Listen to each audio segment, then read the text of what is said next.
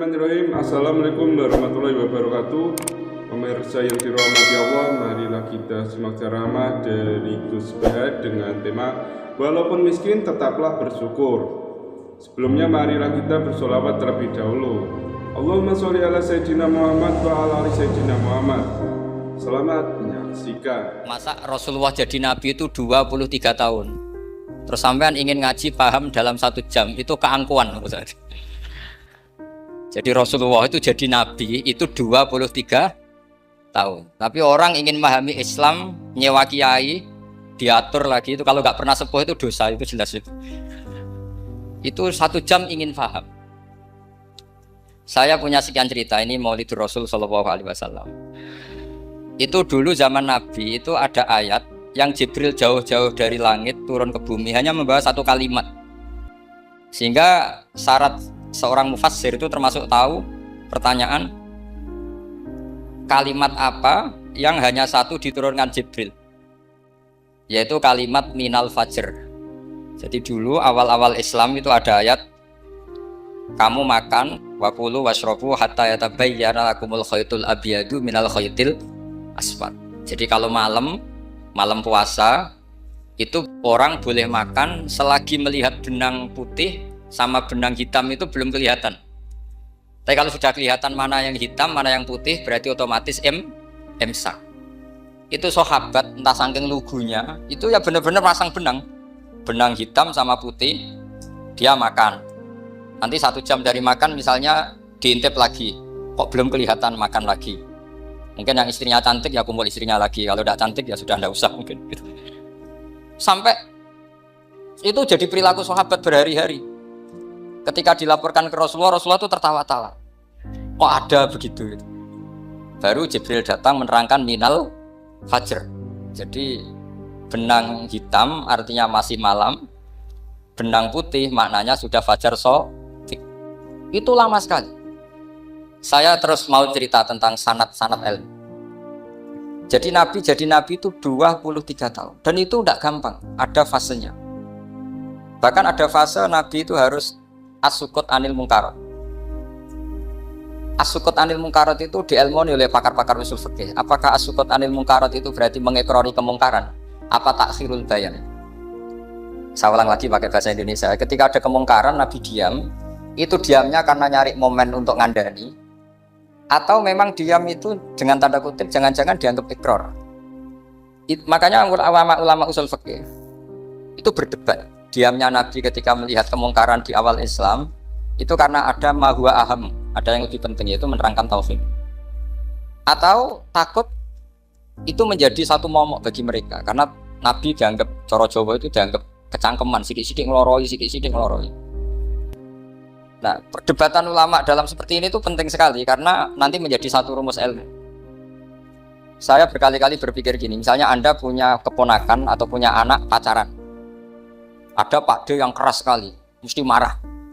Itu nanti ponakannya nggak sempat dikandani karena main saja nggak berani, mesti Pak D itu marah.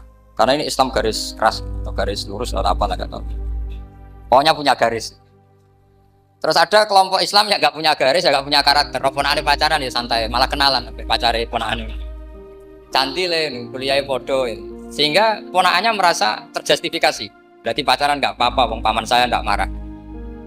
Natijanya pasti sama. Yang terlalu mudahanah, yang terlalu baik, hasilnya tidak didik sama sekali. Karena seakan-akan mengakui bahwa itu tidak apa-apa. Yang keras sekali hasilnya juga sama, nggak didik sama sekali. Karena dolan rawani, kapan didiknya? Nah kira-kira seperti itu. Yang nggak mau berteman sama orang-orang maksiat juga hasilnya sama, meskipun atas nama kebenaran. Aku mau kancanan orang maksiat, ngotori. Hasilnya sama, nggak mau mendidik. Tapi yang mau ngancani juga bahaya kalau terlalu keseringan karena jadi aku kenal kiai ratu diloroi, berarti gak popo kan gitu. Nah ini PR besar dalam umat Rasulullah Shallallahu Alaihi Wasallam. Tadi saya diceritani Mbah Jamal berjuangnya di sini, nata dari kampung yang macam-macam menjadi kampung baik. Dulu saya duki di Lasem ya gitu. Mbah Mun dulu ya sarang dihimpit 2 kampung yang masalah. Tapi lama-lama terus jadi kampung yang baik lewat tarbiyah, lewat biasa. Maka ketika kemungkaran kita biarkan, itu namanya apa? Namanya itu kalau dalam usul fikih itu takhirul bayan. Apa? Mengundurkan memberi apa? Penjelasan. Karena sekali tidak dengan definisi ini, nanti takutnya dianggap al-iqrar alal mungkar, dianggap ngakui kemungkar. Nah, saya termasuk orang yang sangat usuli ya, sangat memahami Quran, hadis itu secara disiplin ilmu usul fikih. Nah, kenapa itu satu keharusan begini logikanya? Saya ulang lagi, Nabi jadi Nabi itu 23 apa? Itu yang menyokong beliau jadi Nabi itu orang Nasrani dan orang Yahudi. Karena itu satu-satunya perangkat yang harus dipakai. NU belum ada, sama nggak usah GR bela Nabi. NU pas itu belum ada. Maulid Nabi itu yang kangelan itu Abu Lahab, bukan pengurus NU. Sampai sekarang dalil Maulid itu masih pakai Abu Lahab. Jadi ini ya NU itu termasuk organisasi yang luar biasa. Abu Lahab itu jadi dalil. Jadi Abu Lahab dengar kalau iparnya, Abu Lahab itu iparnya Aminah, iparnya Sayyidah siapa? Dengar Aminah lahir, nggak punya suami, saking senengnya. Dalamnya beliau itu dimerdekakan. Ya setidaknya untuk hari Senin tak sebut beliau karena pas soleh. Nanti Selasa Rabu sudah itu dimerdekakan. Saya yang kiai kecil saja nggak bayangkan kalau pagi-pagi tidak punya anak dalam yang bikin kopi siapa, yang mencucikan siapa, yang nyapu rumah. Tapi Abu Lahab saking senengnya punya ponakan itu dikasihkan. Sudah Suwaibah kamu pakai saja. Sudah biar melayani kamu, ngurusin kamu. Jadi saya bayangkan hari itu Abu Lahab itu mungkin bikin kopi sendiri, nyapu sendiri demi. Nah itu sama Allah dikenang sehingga yukhaffafu anil adzabu yaumal isnan itu masyhur. Idza kana hadza kafiron ja'a dhammuhu bi tabbat yadahu fil jahimi mukhal lada ata annahu fi yaumil isnaini daiman yukhaffafu anhu lisururi bi ahmada famadzannu bil abdil ladzi kana umruhu bi ahmada masruran wa mata muwahhidan. Ini Abu Lahab yang kafir, format Maulidur Rasul saja dapat takhfiful adab, apalagi yang mukmin. Jadi itu satu-satunya dalil Maulid, itu dalilnya Abu Lahab. Ya makanya terus kita itu dibully sama kelompok sebelah, dalil kok Abu Lahab. Tapi saya pastikan awal Islam itu yang menjadi perangkat nubuwah itu hanya Yahudi dan Nasrani. Karena yang lainnya nggak tahu Nabi itu apa. Saya beri sedikit cerita, Nabi itu umur, anggap saja kita ikut kaul yang 12 tahun saja. Sebetulnya ada beberapa perdebatan, ada yang bilang 9, ada yang bilang 12. Tapi yang debat tidak usah didengerin, sama-sama nggak tahu kok ngotot. Kadang orang debat yang lucu, sama-sama nggak tahu kok ngotot. Anggap saja 12. Nabi datang ke Syam, Syam itu ya sekitar Syria, Lebanon, Palestina itu Syam. Itu pertama yang tahu kalau beliau Nabi itu ya rohib. Rohib itu terjemahnya ya pendeta. Rohib, Bukhaira nemuin Abu Thalib, itu siapa? Ini anak saya. Terus ditanya lagi, ini siapa? Ini anak saya. Sampai 3 kali, terus sampai Abu Thalib itu agak tersinggung. Memangnya masalahnya apa kalau dia anak saya? Terus Ibu Bukhaira bilang gini, semua alamat Nabi pada anak ini itu ada semua, kecuali kecelakaannya satu, anak kamu. Loh memangnya masalahnya apa? Karena alamatnya Nabi di Taurat dan Injil itu yatim, sementara ini punya bapak kamu, ini masalah. Jadi dilihat macanya sudah memenuhi kriteria, semua memenuhi kriteria kecuali satu, karena punya bapak Abu. Akhirnya Abu Thalib ngaku, ndak ini anak saya, ponakan saya. Akhirnya diketahui kalau ini benar-benar calon Nabi. Pertama yang tahu siapa? Pendeta. Karena yang punya khazanah kitab samawi itu ya para orang Nasrani dan Yahudi. Sehingga Al-Quran meskipun pada akhirnya ngeritik Yahudi Nasrani, diarahkan Yahudi dan Nasrani. Karena satu-satunya yang masih punya kitab samawi itu Yahudi dan Nasrani, meskipun sebagiannya sudah dirubah-rubah. Alamat pertama itu seperti yang diceritakan di berjanji afi ainaihikum, matanya dilihat. Terus perlakuan pohon. Saya pernah di pohon itu, pohon nubuwah. Itu umurnya ribuan tahun.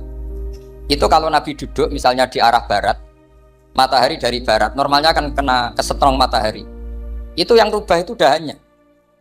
Jadi Nabi itu orangnya lugu, duduk aja nggak mau mikir. Memang syaratnya Nabi itu nggak boleh mikir, harus umi itu lugu. Nggak boleh Nabi mikir besok makan apa, terus jabat apa, itu nggak boleh. Itu udah Nabi itu, maklar itu. Nabi itu nggak boleh mikir. Makanya Quran nyifati Nabi itu makun tata dirimal kita bualal iman. Kamu itu nggak tahu kitab itu apa, iman itu apa. Jika Nabi itu nggak bisa jumpa pers, nggak bisa. Nabi kok memaklumatkan wasata di mana, nggak bisa. Nabi itu justru bagus keliru pertama jadi Nabi. Nabi pertama ketemu Jibril itu dikira malakul maut, dia lari ketakutan. Zamiluni Khadijah, saya ini takut, itu tadi ada malakul maut, saya takut. Sama Khadijah dikemulin. Jadi Nabi itu nggak tahu kalau itu malaikat siapa? Jibril. Jibril nggak bisa dia kenalan kayak di seminar. Ini malaikat Jibril pernah kuliah di sini, nggak bisa seperti itu. Jibril itu ya aneh. Pertama ketemu Nabi, Iqra ya Muhammad, kamu harus baca ini. Kata Nabi, Nabi Qur'an, saya tidak bisa baca. Harus bisa. Dipaksa sampai 3 kali, Nabi tetap jawab, saya tidak bisa baca. Terus kata Nabi kenangnya, Tony, saya didekap, kamu harus bisa baca. Setelah baca dilepas, Nabi lari, pulang. Pulang terus bilang ke istrinya, Zammiluni. Ini secara nahwu agak aneh, karena mukhatabahnya perempuan satu, harusnya Zammilini. Kalau untuk perempuan harusnya idribi ya, unsuri. Tapi karena Khadijah dihitung ahl itu keluarga, maka Nabi pakai khitab mudzakkar jamak Zammiluni. Jadi Nabi nggak tahu kalau pertama jadi, karena syaratnya Nabi harus ummi. Justru karena ummi itu orisinil, semua yang dikatakan Nabi pasti dari wahyu. Nanti Nabi sampeyan mikir, saya besok ngomong apa ya supaya orang tertarik. Makanya kamu nggak akan jadi Nabi. Selain sudah ditutup juga bahaya ini, karena tadi. Makanya saya ngaji itu ya sekenanya saya tidak pernah ngaji itu mikir. Karena ngaji itu menarik itu terserah nasib. Kalau nasib sedang baik, kamu tidak paham gini, wah Gus Baik ilmunya tinggi sampai kita tidak paham itu kalau nasib sedang baik. Kalau nasib tidak baik, ngomong sudah enak apa, wah sebulet tuh. Jadi sebetulnya ini masalah qalb. Allah yang muqallibal qulub. Kayak kamu kelihatan serius itu kalau nasib sedang baik dianggap pemikir. Kalau nasib sedang nggak baik, wong kok merengut terus, mesti begitu. Kalau kamu nasib baik, sering guyon, mesti orang komentarnya alhamdulillah itu ceria, gampang syukur. Kalau nasib nggak baik, kiai kok guyu-guyu, jelas kan gitu. Sehingga Nabi itu memang nggak boleh mikir. Sehingga diistilahkan makun tadri mal kitab walal iman. Kamu itu tidak tahu Muhammad, kitab itu apa, iman. Justru itu bagus. Nggak tahu itu bagus kalau untuk Nabi. Kalau untuk apa? Sehingga orisinil datang ke Khadijah, Zammiluni. Jawabannya Khadijah lucu. Kamu betul ketemu orang seperti ini makhluk seperti ini nih. Iya kata Nabi. Itu Khadijah itu kacaunya bukan main. Khadijah itu kacau. Khadijah itu bro, masuk manaqib yang dicintai Mbah. Ini mbah-mbahnya Habib, ini Muhammad bin Anas. Khadijah bilang gini, ya gini saja mas. Suatu saat kalau teman kamu itu datang bilang ke saya, iya kata Nabi. Gak ngerti kalau ini dites. Suatu saat Jibril itu datang lagi. Nabi juga, ini loh temanku. Kalau bilang Jibril ini temanku datang lagi. Khadijah fahasarat an fakhidiyah. Masyhur itu di riwayat. Pahanya agak dibuka. Mas, temanmu masih, lari katanya. Terus setelah lari ditutup lagi. Temanmu datang lagi, iya datang lagi. Absyir ya Muhammad, kamu harus senang. Itu benar-benar kamu itu Nabi. Jadi Khadijah punya sekian definisi. Kalau Nabi betul itu melihat malaikat betul itu melihat aurat itu pasti lari. Jadi dibuka. Ternyata Jibril lari. Khadijah ini tidak tahu, yang tahu Nabi. Nabi ya nggak tahu kalau dites. Kalau Nabi tahu, kok nggak enak dites ya. Jadi ini mungkin. Jadi Nabi itu nggak tahu kalau dites. Mas, kalau temanmu datang bilang saya. Setelah pas Nabi sama Khadijah, Jibril datang. Masyhur itu fahasarat an fakhidiyah. Dibuka, temanmu masih mas, lari gitu. Ditutup lagi. Sekarang gimana mas? Datang lagi. Kamu harus seneng, kamu Nabi betul. Karena kalau itu setan, wah mesti seneng nonton aurat kan. Itu Nabi tidak tahu kalau dites. Kalau sampean kan tahu kalau mau dites istri. Sampean mulai kato tong wedok liya teko mesti bojo mbek servis untuk menutupi semua keburukan itu. Itu Nabi. Uniknya terus Khadijah, Nabi jadi Nabi sama Khadijah itu tahu dulu Khadijah. Nabi nggak tahu kalau mau jadi Nabi, tapi Khadijah tahu. Sehingga ketika umur 25 tahun Nabi sebagai pedagang, Khadijah itu ngirim mata-mata namanya Maisarah. Maisarah itu nama lelaki. Saya tambahin lagi Maisarah nama lelaki. Nanti kalau kamu artikan nama perempuan, oh berarti Nabi kemana-mana punya perempuan. Enggak, Maisarah itu nama lelaki. Maisarah dikirim Khadijah. Terus gimana Muhammad di perjalanan? Tudilluhul ghamamah tuti'uhus saha, kemana-mana dipayungi oleh mega, oleh awan. Sekian informasi ke Rasul ke Khadijah itu dimasukkan semua ke Khadijah. Tapi betapa kecewanya Khadijah ketika Nabi nikah umur 25 tahun, Khadijah umur 40 tahun. Itu kok gak jadi Nabi. Itu mulai kecewa sido jadi Nabi tahu. Makanya ketika tahun ke-40, berarti Nabi umur 40, cerita ketemu tadi Jibril, sebenarnya Nabi gak tahu itu Jibril, gak bilang Jibril. Itu Khadijah senangnya bukan main. Karena apa yang dibayangkan dia terjadi. Fa wa la yuzika wa abadan innaka la tasilur rahim wa tahmilul kalla wa taksibul ma'dud wa taqridu fa wa tu'inu ala nawaibil haq. Bahasa Pak Said Akil, syarat jadi rakyat Suriah harus hafal katanya gitu. Sonono, syaratnya jadi ulama Saya ini jadi ulama sebelum di NU. Banyak kata Mbak Mun dulu guyon kiai ono loro, ono kiai sing ning NU, berarti kiai sik lagi ning NU. Ono sing kiai NU nak gak pengurus NU ada di kiai gitu kan. Itu guyonannya Mbak Mun. Akhirnya Khadijah itu sempurnanya bukan main karena pernah ragu 15 tahun. Kan dari umur 25 Nabi, kemudian nggak tahu bukti berikutnya, makanya terus ini jadi Nabi enggak. Setelah umur 40 benar-benar Nabi, paginya diajak ke Waraqah bin Naufal, masih pernah paman sama Khadijah. Ya Ami, ini ibnu Akhika mau cerita. Terus Waraqah ini Nasrani. Di kitab Bukhari, Ro'an tanah sorofil jahiliyah, wayak tubuh Injil bin Ibraniyah, Masya Allah ayat tuh. Jadi Waraqah itu penginjil, pendeta. Tapi nanti loh, kamu jangan salah paham. Terus kayak pendeta sekarang ada periode di mana Injil masih asli dan ada periode ini yang sudah muharraf. Itu kan ya itulah khasnya ulama. Akhirnya Waraqah tanya, kamu ngomong saja ya Ibnu Akhi, manggilnya seperti itu. Akhirnya Nabi cerita ketemu Jibril, sebenarnya beliau nggak tahu itu Jibril cerita. Terus kata Waraqah, hadan namus allati ja'a bi Musa. Masih pakai bahasa namus, hadan namus allati ja'a bi Musa. Itu namus semacam malaikat yang mendatangi Musa. Terus uniknya Waraqah bilang gini, wa iyudrikni yaumuka ansuruka nasron mu'azzar. Andai kan saya menemukan hari ketika kamu jadi nabi, akan saya bela mati-matian. Kapan itu, paman? Khina yukhrijuka qaumu, ketika kamu diusir oleh kaum kamu. Nabi sebagai orang baik, makanya GR jadi orang baik itu ya boleh. Nabi sebagai orang baik itu tanya, awamu khrijiyahum. Kalau kiai mana nih, awamu khrijiyah ana ta iku wong sing ngetono ingsun hum ta kaumi. Masa saya nanti diusir kaum saya? Saya ini termasuk keluarga terhormat. Perilaku saya baik. Masa saya nanti diusir? Terus kata Waraqah, tidak ada seorang pun yang jadi nabi kecuali nanti ngalami diusir. Jadi yang tahu mau diusir itu ya Waraqah. Nabi malah tanya, masa saya nanti diusir? Karena tadi syaratnya nabi harus ummi itu keibu-ibuan. Jadi nggak tahu. Tapi nggak tahu di nabi itu sifatu madkhin, sifat pujian, bukan sifatu naqsin, sifat apa? Kekurangan. Akhirnya Nabi mulai sadar, wah jadi Nabi tenan kan gitu. Jadi saya ini termasuk orang yang sangat-sangat susah ketika orang ingin belajar Islam itu instan. Dulu Nabi jadi Nabi itu 23 tahun. Itu untuk menemukan teori masbuk, tidak nyalip imam, itu Nabi juga lama. Jadi dulu sahabat itu kayak anak-anak kecil zaman saya kecil itu kalau imam sudah rakaat ketiga atau rakaat keempat, itu kalau orang-orang desa kan langsung takbir, terus dia sholat sampai 3 rakaat nyalip siapa? Imam. Nanti di rakaat keempat baru sama imam. Imam salam dia ikut salam. Itu hebat betul. Itu sama sekali nggak salah. Kalau ditanya, lo kok ikut salam? Kan sudah sama-sama 4 rakaat karena imamnya dia apa? Disalib. Jadi dia takbir terus tahu imamnya rakaat ketiga atau keempat terus nyalip sampai ke rakaat yang sama. Nanti salamnya bareng-bareng imam. Itu dulu sahabat ya gitu. Kalau Rasulullah sudah di rakaat keempat atau ketiga langsung mereka takbir Allahu Akbar nyalip. Setelah nyalip menyamakan dengan Rasulullah salam juga ikut salam. Jadi itu dulu lama sekali proses. Sampai ada satu peristiwa Mu'ad bin Jabal datang, kemudian Nabi sudah sholat, berarti masbuk kalau dalam bahasa fikih. Mu'ad langsung ikuti Nabi, setelah Nabi salam baru Mu'ad menambahkan jumlah rakaat yang tertinggal.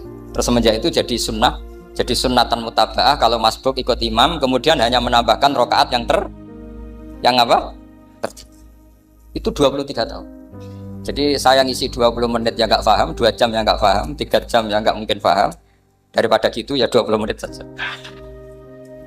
Ya itu betul, karena saya tidak punya kemampuan itu. Saya masih ingat, saya ngaji umum pertama itu di hallnya abahnya Pak Hamid Pasuruan di Lasem. Kedua di Pak Hamid Pasuruan kemarin. Terus tadi di Kiai Robah Maksum, itu ajudannya 3 kali ke saya tidak mau. Kiai Robah datang sendiri, sudah sepuh dituntun. Saya ini agak-agak soleh lah, kalau sama orang sepuh itu pengapesan. Masih ingat lah aturan mainnya laisa minna walam yarham saghirana wa yuwaqqir haqqa kabirina. Tapi yang sepuh betul kayak Mbah Jamal itu sepuh betul. Ada sepuh gaya-gayaan enggak mau. Karena memang Mbah Jamal itu besanan sama saya, Mbah Sahal itu misanan saya, misanannya Mbah saya. Terus dapat Mbah Nafisa ya keluarga sini. Saya teruskan kalau Mbah Robah itu faktornya sanad. Robah bin Maksum ini muridnya Mbah siapa itu? Fakih Mas Kumambang. Mbah Zubair dulu ya ngajinya sama Pak Fakih apa? Mas Kumambang. Kemarin seminggu yang lalu saya di Pondok Termas ya faktornya sepuh. Karena sanad saya Mbah Mun, Mbah Zubair, Kiai Fakih Mas Kumambang, kemudian Mbah Mahfud apa termas. Maka berjanji itu kitab yang masalah madaih itu bagus secara tarik. Jadi kita madaih itu beda-beda. Ada yang kayak Habib Ali. Habib Ali itu lebih ke isek. Isek itu berontok. Jika saya suka baca Simtud-Duror itu kalau pas isek, pas berontok. Berontok itu ya pas kangen Nabi, biasanya saya wudhu terus baca Simtud-Duror itu pas isek. Tapi kalau saya ingin baca sejarah suka berjanji. Kalau Habib Ali jelas isek. Yang juriannya sekarang di Solo termasuk Habib Muhammad bin Husain bin Anis bin Alwi bin Ali yang punya Simtud-Duror. Jika kalau beliau baca sholawat ya sholatan yattasulu biha ruhul musolli alaihi bi fayam basitu fi qalbi sirunuri ta'aluki bi wa hubbi fayuktabu biha bi inayatillahi nabu bi fi hisbi. Kalau berjanji enggak, dia tahu problem utama Nabi itu nasabnya karena beliau orang Quraisy, orang jahiliyah yang dikira enggak punya darahnya Nabi Ibrahim. Maka beliau pertama ngarang diantaranya wa ba'du fa'aqul huwa Muhammad bin Abdillah bin Abdul Muttalib wasmuhu Syaibatul Hamdi Khumitat Khisalusaniyah. Saya pastikan Muhammad cucunya Abdul Muttalib. Dia yang punya pintu yang mau masuk ke Ka'bah namanya Babu Bani Syaibah. Itu nama lain dari Abdul Muttalib. Terus diteruskan. Abdul Muttalib bin Hasyim terus sampai wa adnanu bila raibin itadzawil ulubin nasabiyah ila dabihi Ismail nisbatuhu wa muta. Karena berjanji ingin ngomong, ingin memaklumatkan ini Muhammad. Kamu kira orang mana? Beliau adalah turunan Ibrahim. Kayak apa alimnya yang ngarang berjanji? Ya, saya berkali-kali ngomong di mana-mana. Lah berjanji itu nasibnya kurang baik. Dibaca bahasa Arab, yang baca nggak paham, yang dengar nggak paham. Akhirnya kubu sebelah dianggap baca mantra. Nah, terus dihukumi bid'ah kan? Coba kalau itu ditulis bahasa Indonesia. Nasab Muhammad. Dia punya bapak Abdullah, punya mbah Abdul Muttalib gini-gini. Paling kubu sebelah tidak akan bilang bid'ah. Mesti ngomong ini buku sejarah. Jadi gara-gara bawa bahasa Arab, sing maca ora paham, sing nyenggaki ora paham, terus koyo mantra. Sing kritik yo luwih ora paham. Wis sudah akhirnya. Jadi berjanji itu bela-belain Nabi itu yang dilihat sisi nasab. Makanya beliau ngendikan wa'adnanu bila raibin intadzawil ulumin nasabiyah ila dhabihi Ismaila nisbatuhu. Itu juga orang Yahudi. Akhirnya orang Yahudi banyak yang iman. Ternyata Muhammad itu tidak orang lain. Sampai mereka bilang Muhammad minal asbab. Muhammad itu enggak lain saudara kita. Akhirnya orang Yahudi banyak yang iman. Jadi pertama Nabi jadi Nabi itu yang tahu ya orang Yahudi dan orang Nasrani karena mereka masih punya sisa-sisa kitab Samawi. Nah, itu yang diceritakan Ka'bil Akhbar. Ya al-haditsus tsani an Yasar bin Atha an Ka'bil Akhbar. Qala allamani abi Tawrata ila sifran wahidan kana yaqtimuhu wa yudkhiluhus sunduk falamma mata abi fatahtuhu fa idzan fi nabiyyun yakhruju akhiras zaman maulidu bi Makkah wa hijratu bil Madinah wa sultanuhu bisyam. Nah, jadi ini saya urun nerangkan maulid. Tapi jangan diundang lagi. Ya, pokoknya saya ini kaidahnya jelas. Kalau tidak pernah sepuh undang saya haram. Aturan fikihnya kan gitu. Kalah alim ngatur yang alim haram. Kalah tua ngatur sing tua haram. Tapi nak wong tua ngatur sing nom ono kemungkinan halal. Mereka ono kemungkinan sing nom ra nurut wong tua itu dosa. Makanya kalau saya dipanggil yang pernah sepuh, waduh cocok ra cocok ya samina wa atona. Karena Mbak Jamal ini abahnya Gus Rozin, bisanya Basal. Saya pokoknya tak ingat saya pengajian umum itu baru ke-7 ke 8. Semoga ya nanti sampai mati ya jumlahnya masih bisa terhitung. Tapi kalau ngaji rutin saya terus ngaji rutin. Saya pernah baca hikam di Jogja khatam. Kalau di pondok saya sudah gak terhitung saya khatam berapa kitab gak terhitung karena saya sering ngaji rutin. Sehingga Diba itu kitab kesayangan Habib Ali. Habib Ali sebelum ngarang Simtud-Duror itu beliau nginduk kitab apa? Diba masyhur. Jadi saya ulang lagi ya, kalau Diba sama berjanji lebih ke tarikh, kalau Habib Ali ke isyak, semuanya baik. Saya baca Habib Ahmad Al-Habsyi Pasuruan pernah tak tanya, kenapa kalau maulid baca tiga-tiganya? Ben gak asobiah, Gus, ben keduman kabeh. Saya itu setengah hafal semua, tiga-tiganya setengah hafal. Berjanji cerita, Al-Haditsus Diba yang ini Diba, Al-Haditsus tsani an Yasar bin Atha an Ka'bil Akhbar. Kata Ka'bil Akhbar, saya ngaji sama bapak itu Taurat itu khatam. Tapi saya itu iskal itu janggal. Kenapa ada satu lempiran yang nggak diajarkan? Disimpan visunduk. Jadi orang Yahudi itu ada baiknya. Mestinya kalau mangkal kan dibakar supaya hilang jejak. Enggak. Karena Yahudi itu ada unsur nubuah. Karena babanya Yahuda bin Yakub bin Ishak bin Ibrahim. Tapi Yahudi yang orisinal ya. Saya berkali-kali ngaji bilang Israel itu kalimatu madhin, pujian. Sehingga Israel disebut wa ani fadhaltukum alal alam itu Israel yang bani karena ada gennya Nabi. Kalau Israel yang sekarang itu nation, sebuah negara, negara. Mereka ada yang Zionis, ada yang turunan Eropa, Amerika, terus Islamofobia. Itu beda Israel yang negara dengan Israel yang Bani. Kalau yang Bani itu ada unsur gen para apa? Nabi, sehingga ya Bani Israel. Tapi kalau Israel sekarang nama sebuah negara. Sehingga ketika Allah bilang ya Bani Israel itu khitabnya pada penduduk Medina. Kenapa? Karena penduduk Medina zaman itu banyak yang keturunan Nabi Ibrahim alaihis salam. Jadi Israel di Quran itu bukan nama sebuah negara, nama sebuah turunan. Sehingga disebut ya Bani Israel, he anak turune Israel. Kita tahu Israel nama lain daripada Nabi Yakub. Yakub bin Ishak bin Ibrahim. Ya karena memang saya nekuni ilmu. Kalau tadi yang Banjari kan nekuni suara. Jadi suaranya bagus. Itu kalau nggak ditopang al-jamalul akli, logikanya juga bagus. Itu bahaya, nanti orang mau nyanyi tok. Nah ini tak bantu. Tadi ada al-jamalul sauti, kebaikan secara suara. Ini tak bantu al-jamalul akli, kebaikan secara ya mestinya keren al-jamalul akli, karena al-jamalul sauti itu penyanyi dangdut bisa. Jadi semua penyanyi bisa kalau suara bagus ya. Tapi kalau maknanya tiba itu kalau ada orang alim tidak bisa. Terus tuku terjemahannya tetap paham, rapakat itu. Saya teruskan. Falam mama tabi, orang Yahudi itu dia benci kok naskah itu tetap disimpan.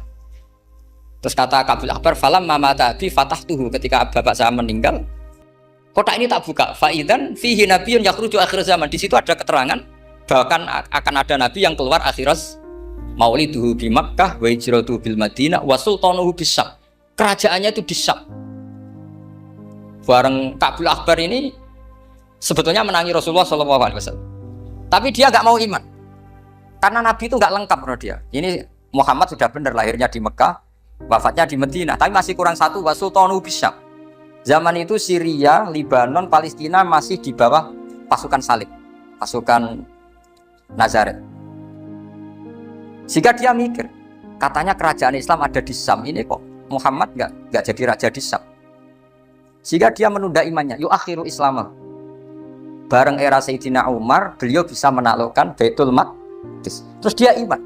Makanya imannya Kabul Akbar itu era Sayyidina Umar, karena sudah masuk definisi ketiga, wa sultanuhu bis-Syam. Kerajaannya Nabi ada di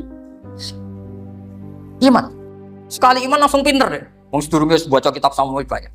Sehingga Sayyidina Umar kalau mau tanya kitab Samawi ya tanya Kabul Akbar. Karena beliau itu Nabi sudah benar maulidu bi Makkah wa hijratu bil Madinah wa sultanuhu bis-Syam. Rasulullah ketika wafat atau intaqala ila rafiqil a'la itu belum menangi Islam menaklukkan mana Palestina. Tapi Nabi itu kasef.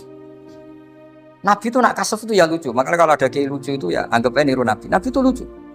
Ada sahabat itu gak pati ganteng, pendek gak pati ganteng, namanya Surakoh. Itu digojol sama Nabi. Surakoh, bagaimana kalau kamu suatu saat itu pakai tas itu apa? Mahkotanya raja Syam, raja Kaisar.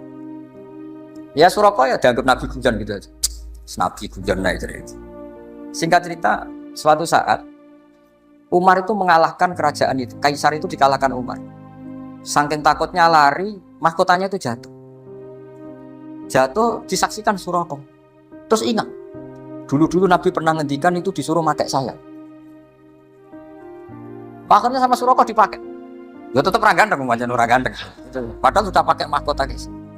Karena setelah dipakai, kata Umar, ikhla'ha, itu dicopot. Mau saya pakai untuk Baitul Muslimin, untuk Baitul Mal. Kata Surakoh, bukankah Nabi ngendikan kalau ini yang pakai saya? Jawabnya Umar, innama yaqulu Rasulullah lital bisaha walam yaqul litamlikaha. Kata Nabi hanya menghentikan kamu disuruh makai tapi tidak disuruh memiliki. Kayak apa Rasulullah kasefnya? Itu kata orang-orang yang pernah ke Turki. Saya belum pernah ke Turki, tapi saya hafal hadis sahih ini. Itu ditulis di masjid Turki itu, lataf tahunnal Konstantinia. Kamu akan bisa mengalahkan pasukan Konstantinopel. Itu dikalahkan setelah 1000 sekian tahun dari wafatnya Nabi. Kayak apa kasefnya Nabi? Karena Nabi wa ma yantiqu anil hawa in huwa illa wahyu. Coba kalau Nabi kayak pengamat, ngomong apa yang kira-kira terjadi? Wah itu kan mesti keliru semua karena berdasar akal. Tapi kalau Nabi berdasar apa? Kasef. Kasef itu satu apa? Kenyataan yang dipertontonkan Allah Subhanahu wa taala. Terus kedua, alamat Nabi itu pakai sandi. Sandi itu sesuatu yang enggak jelas tapi menjadi jelas bagi ahlinya. Saya ulang lagi, sandi itu kayak sandi di militer itu.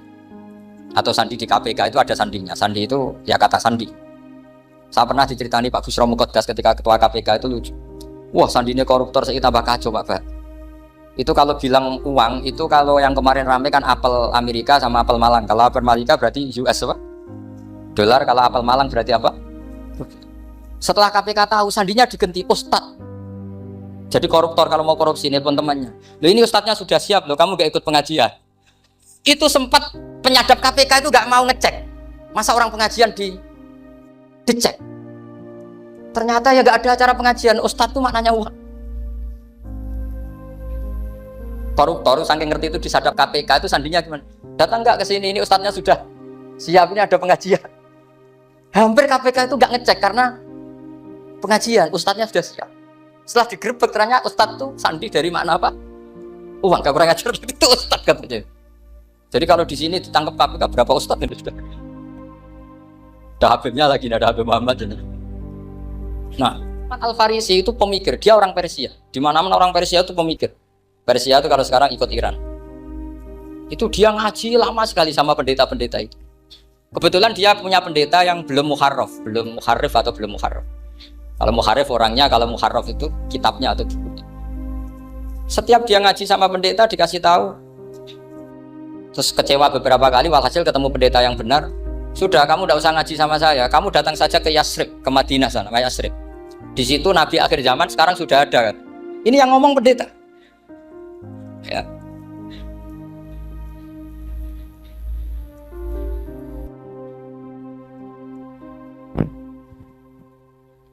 Ya terus sandinya itu 3. Itu aneh semua sandi. Sandinya pertama layak balus sodaqah. Lalu saya tahu kalau itu Nabi gimana. Pas itu posisi di Babylon. Babylon itu sekarang ikut Irak. Babylon itu ikut Irak. Dia orang Persia, kira-kira sekarang Iran. Terus dia kerja di Babylon. Kalau sekarang ikut Irak.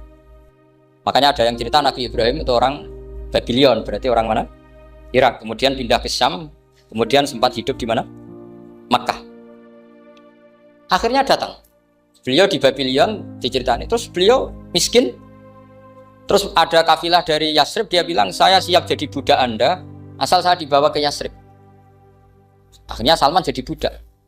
Jadi budak, dia di Yasrib jadi budak. Demi penelitian tuh dia jadi budak. Padahal dia orang pinter sekali namanya Salman Al-Farisi. Setelah jadi budak, dia di Yasrib. Suatu saat dia kerja dapat ujroh itu upah. Datang ke Rasulullah. Ya Muhammad, manggilnya masih jangkar. Ya Muhammad, saya punya banyak uang. Kamu kan punya sahabat banyak, punya santri banyak. Ini tak sedekahkan ke kamu. Apa kata Nabi? Sahabat dipanggil semua. Halumu ilayya, ke sini ini makan, ini ada sedekah. Terus kata Salman kenangannya walam ya'khud min hasya'an. Bahkan sebagian riwayat mengatakan falam yamussa. Nabi nyentuh saja enggak mau. Karena diistilahkan sedekah. Terus kata Salman hadhihi waqidah, ini satu alamat. Itu sandi, nggak ada yang tahu kecuali ahli kitab. Setelah seminggu, 2 minggu dapat uang lagi. Ya Muhammad, hadihi hadiyatun laka, ini hadiah untuk kamu. Nabi langsung ikut dahar. Hadihi sinta, ini 2. Kalau logika kita pakai pengamat, bedanya apa? Sedekah ya dapat, hadiah ya dapat. Kan nggak ada bedanya sama sekali. Ternyata itu sandi. Sandi wayak balus hadiah tapi walayak balus sedekah. Nabi itu nerima hadiah tapi nggak nerima sedekah. Bagi orang kebanyakan kan bedanya apa? Sama-sama dapat. Kiai pakai duit 1 juta, mbok arani sedekah ya ditompo. Mbok kayak 50.000 diarani hadiah ya ditompo. Sementing kan duit. Tapi kalau Nabi tidak bisa seperti itu. Kalau dikatakan sedekah nggak mau nerima, kalau hadiah akhirnya wah ini sudah ada 2 alamat. Jadi alamat tuh ya kadang aneh, masa sedekah sama hadiah dibedakan. Terus ketiga, wa fi katifihil aisar khatamun nubuwah. Mislu baidotin nu'amah. Di katifil aisar, kalau orang sini bilang apa? Pundak yang kiri itu ada khatamun nubuwah, ada alamat bahwa beliau adalah nabi akhir zaman. Yaitu mislu baidotin nu'amah, kayak semacam telur manuk-dara. Wah itu pusing. Waduh, caranya ngelihat gimana? Dia berkali-kali datang ke situ. Nabi itu orangnya priayi, jadi sering pakai baju. Kalau Nabi ini jenengan sering blotor gampang, ini kan Nabi kan sering priayi. Tapi Nabi itu memang unik. Ketika Salman ke situ, pas beliau mau wudu, biasanya nggak pernah pakai buka baju. Nabi dibuka bajunya. Pokoknya Salman fa'aqab ba'alaihi, bersungkur di depan Nabi, kemudian mengatakan aman tu bika ya Rasulullah. Lagi-lagi 3 itu juga didapatkan dari ahli kitab. Makanya di awal-awal Islam itu ahli kitab itu luar biasa. Meskipun akhirnya di akhir-akhir masalah karena banyak oknum yang mentahrif itu. Jadi saya mohon ilmu-ilmu seperti nggak boleh hilang. Jangan mentang-mentang orang Yahudi Nasrani sekarang sudah muharraf, kamu terus anti sama sekali. Tetap ada sisa-sisa samawi. Karena mereka masih megang kitab apa? Samawi. Jadi kita fair saja. Yang salah ya salah, yang benar gini apa?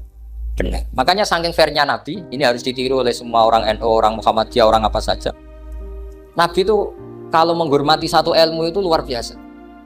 Kata Sayyidina Umar, saya ini punya naskah banyak Taurat karena naskahnya menarik ya Rasulullah. Ada sahabat lagi cerita begini-begini. Jawabannya Nabi apa? La tusaddiquhum wa la tukadzibuhum. Kamu ya jangan bilang iya, ya jangan bilang tidak. Kalau kamu bilang iya, ternyata yang pas muharraf, yang pas sudah ada orisinil. Kamu bilang, wah itu bohong semua, ternyata ada yang masih orisinil. Kayak apa Rasulullah hati-hatinya? La tusaddiquhum wa la tukadzibun. Kalau sekarang enggak, orang ekstrim, pokoknya salah. Kalau tidak kita pokoknya salah. Iku ora ono hadise. Sing ono iku emosine, paham nggih? Jadi Nabi itu fair kalau sesuatu enggak mesti ya la tusaddiquhum wala